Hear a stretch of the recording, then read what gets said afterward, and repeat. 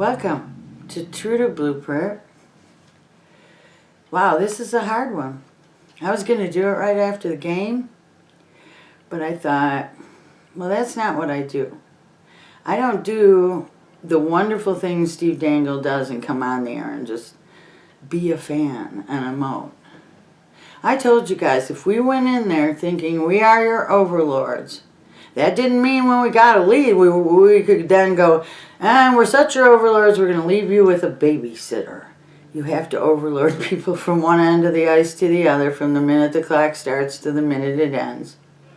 And that's about maturity. I suppose maybe I wasn't rationally dealing with the maturity of this team. I look at the Vegas Golden Knights. They play the exact style of hockey under the same principles.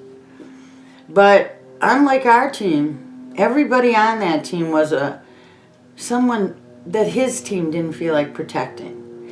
They were spares. They were extras. Marc-Andre Fleury, certainly a million teams would have been happy to have him. But they had to get a goaltender. And the Pittsburgh Penguins had to leave one unprotected.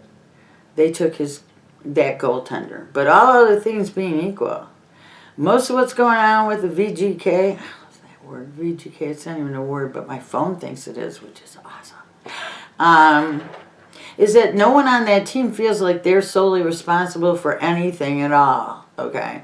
They know that 5 skaters equals 1 team on the ice, not 3 forwards with a superstar and 2 defensemen, one of them being, one of those slutty kind, what do I call it? Anyway, nobody is playing defense. Nobody is playing offense. But your whole life, you grow up, the heroes you have, the way you learn to understand the game, that's not been true. I try to be really patient, and I think I am, when I explain to people that I studied this. This didn't come naturally. Honestly, the most pure idea of hockey is being explored here finally, because we have no problem from the ice. Now we're not worried about foggy days on slushy surface, or when it would get so thin sometimes the ice that you'd be skating on that cardboard underneath. Now there's not even cardboard underneath. Now it's Teflon. You can skate on that too. So the world, the equipment, it's all changed. Those who played it in the northern climate and made it a year-round sport for themselves created this sort of possession hockey.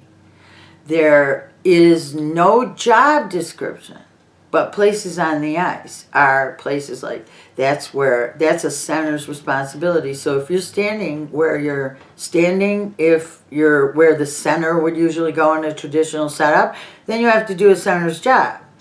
But they break the zone into 5, both zones. Transition's a little bit less complicated because it's obvious if you can get the puck in transition, you don't have to have a D next to your name. But when you're attacking and you lose the puck, the last person's responsibility is the defenseman. They're at the point. They need to scoop back. The puck will be the concern of the forwards. We're going to talk about this. I'm going to get some real cool stuff going here in the summer. I obviously, this is not my first day performing in front of people, so I'm going to try to bring some sketch comedy in, some music, some dancing, some love. Hey, if you like it well enough, we could get to psychedelic colors, okay? But, that's not necessary, of course.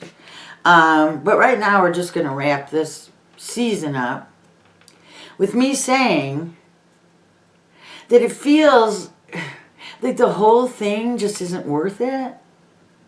But look around. The quest continues without you. This plant, in 2015, in April, Brendan Shanahan fired everybody. Okay, that is unusual. You usually say, this guy, what could he have to do? He wanted his people in there. Honestly, sometimes I think if he could have fired the fans, almost all of them would have been fired too. But you can't fire fans. You have to educate them. He educated me through hours and hours and pages and millions of feet of information given to everyone. And I went through the trouble of reading it. When I started, I felt like you.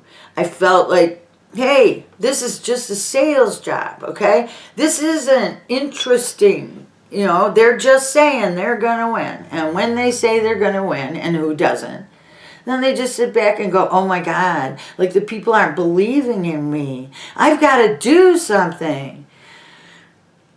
The day that Brendan Shanahan worries about you liking him, because he does worry about what you think. He worries about how he can control it, how he can sell you something that he really will deliver. We're all afraid to be sold stuff because somebody selling you something must be lying. And unfortunately, advertising and products have themselves to blame for this. But how are you supposed to convince people? Are you supposed to lie and say, I can't do a thing, I'm just going to try? Well, that doesn't work either. He came in with a blueprint. His rules were, the most fundamental rule first, don't change the plan for anybody. Don't worry about who's available. Don't worry about what went wrong. Set your sights on a goal and achieve it. Not for 1 year, not because you threw the dice right and they all came up right and you got a Yahtzee. No, do it so it's a plan to win. And use the sort of hockey that I've said all year the VGK are using. They've been successful. Other established reporters are now actually having to deal with me on Twitter and saying, okay, I was wrong. You weren't wrong. You refused to see. You chose to be wrong. So here we are, and we're out. You can't imagine how much I didn't expect this, but a Shakespeare quote I'm not going to use right now from Hamlet is, I took thee for thy better. I thought they were a better team because I had made myself so ready to do this blueprint, so bought in, and I still am. I just kind of assumed they were. And many of them seems like they are buying in. But the people who are being picked out as the big villains here, believe me, that has no relevance, okay? It has none at all, because the Macbeth quote I'm going to use for you sounds like it could have come from any literature, but honestly, I can't find a real record of this before Shakespeare in Western literature. What's done cannot be undone. Wow. So I know all of you, if it were up to you, this never would have happened. I know. I've read all of your theories, the players you would have had, the people you would have benched, the guys you would have brought up. I know. But you didn't do it. They did it. They know what they're doing. So you need to not be so worried about what has to go and what has to come. I'm not going to belabor it about Jake, okay? I'm sorry, the Jake Gardner hatred has to be somewhere over irrational, okay? If all of you were talking about Jake in the lobby of a mental hospital, you'd all be in 2 seconds, okay? That doesn't mean he didn't have a bad game. Everybody had a bad game. And when you're depending Jake like he's the accounting department to make sure he catches every stupid error the rest of you make, yeah, it's his fault. But it's not his fault. We don't have that job description. And Jake has the overall ability to play hockey we're looking for. We need it in everyone, from top to bottom. Now the most popular thing is we're going to get Drew Doughty. Let's look at the difference. Jake had a bad game. He came out. He could have said, well, I made some mistakes, but everybody else was having a tough time too. That would have been a perfectly acceptable way to do it. But Jake took all the blame on himself.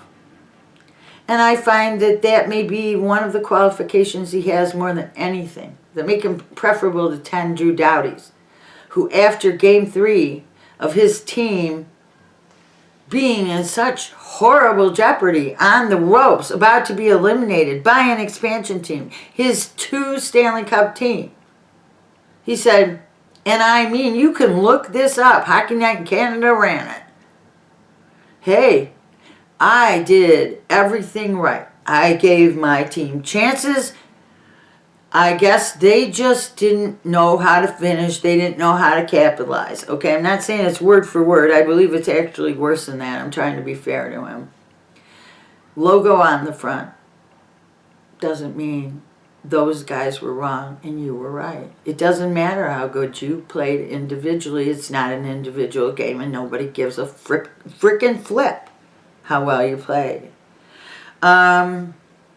This summer, we're going to go into a lot of things about learning how to be better fans.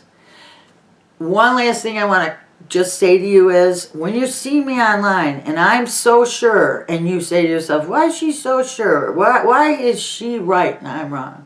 I'm not right. The blueprint's right. And I'm going to tell you whether something's in compliance or not compliance with it, no matter what you like about it, okay? What you can like is this program.